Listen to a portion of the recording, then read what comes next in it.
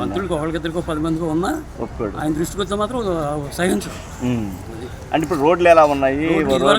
మీరు బళ్ళ మీద తిరిగారు కదా, ఇదివరకు ఎట్ట ఉన్నాయి రోడ్లు, ఇప్పుడు ఎట్ట ఉన్నాయి రోడ్లు? అరే పథకాలు ఎలా ఉన్నాయి?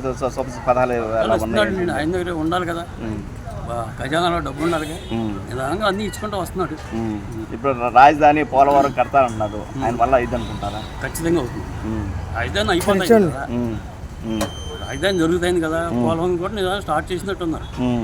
ఖచ్చితంగా జరుగుతాయండి. మొత్తం 2 అవుతున్నారు అసలు ఎందుకంటే ఈ 5 సంవత్సరాలు జగన్ రాకుండా ఇది వచ్చి ఉండే వాటికి బ్రహ్మాండంగా ఉండేది.